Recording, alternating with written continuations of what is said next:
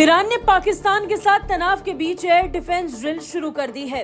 पाकिस्तान को इसका अंदाजा ही नहीं था कि यह तनाव इतना भयंकर रूप ले लेगा। ऐसा लग रहा था कि ईरान अपने दुश्मन को चेतावनी दे रहा हो। खास बात यह कि इस ड्रिल में किलर ड्रोन का भी इस्तेमाल हुआ। बता दें 16 जनवरी को ईरान ने पाकिस्तान के बलूचिस्तान प्रांत में आतंकी संगठन जैश अल अदल के ठिकानों पर एयर स्ट्राइक की थी।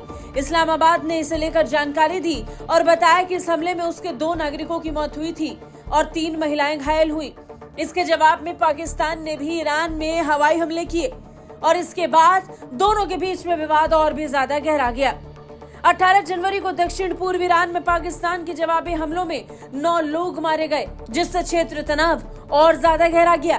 अपनी सीमा में एयर स्ट्राइक के बाद इस्लामाबाद ने ईरानी राजदूत को देश से निष्कासित तक कर दिया और तेहरान से अपने राजदूत को वापस बुला लिया।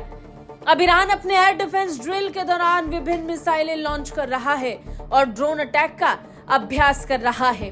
फाइटर जेट उड़ान भर रहे हैं और ईरानी एयर डिफेंस फोर्स के कमांडर ब्रिगेडियर दुश्मनों को धमका रहे हैं। वो कह रहे हैं कि हमारी एयर पावर मजबूत है और इन अभ्यासों ने हमें इसमें सुधार करने का मौका दिया है। इससे लगातार सुधार हो रहा है। ईरान के दुश्मनों को इसे एक चेतावनी के रूप में ही लेना चाहिए। हमारे देश को कोई आंख ना दिखाए। ईरान और पाकिस्तान के बीच हाले तनाव के कारण मध्य पूर्व में व्यापक अस्थिरता को लेकर चिंताएं गहरा गई हैं। इसे लेकर रूस और चीन अपने अपने स्तर पर ईरान और पाकिस्तान को समझाने में लगे हैं। इजराइल और हमास के बीच पहले से युद्ध जारी है और इस बीच ईरान और पाकिस्तान के बीच में तनाव बढ़ गया है। ईरान और पाकिस्तान 900 किलोमीटर की सीमा साझा करते हैं। 1988 में 8 साल के भीषण ईरान इराक युद्ध की समाप्ति के बाद ईरानी धरती पर यह पहला मिसाइल हमला था। ईरान और पाकिस्तान के संबंधों में उतार चढ़ाव का सिलसिला भी अब यहां से शुरू हो चुका है, लेकिन दोनों ने इस सप्ताह के हमलों के मद्देनजर तनाव को कम करने की इच्छा के संकेत दिए। लेकिन ये कामयाब होंगे कहना मुश्किल है, क्योंकि ईरान ने तो इस युद्धाभ्यास से सीधी सीधी चेतावनी अपने दुश्मनों को दे दी है।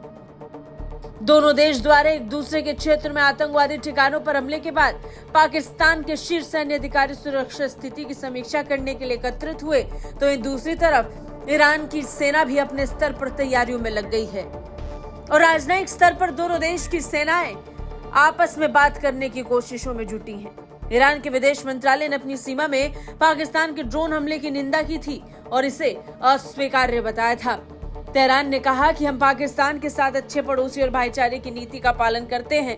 दोनों देशों को अपने दुश्मनों के तेहरान और इस्लामाबाद के बीच संबंधों में तनाव पैदा करने की अनुमति नहीं देनी चाहिए और इस लिहाज से दोनों देश आतंकवाद के नाम पर एक दूसरे पर ताबड़तोड़ हमले कर रहे थे, जिस पर विराम लगेगा या नहीं कहना मुश्किल है। ब्यूरो रिपोर्ट, भारत तक।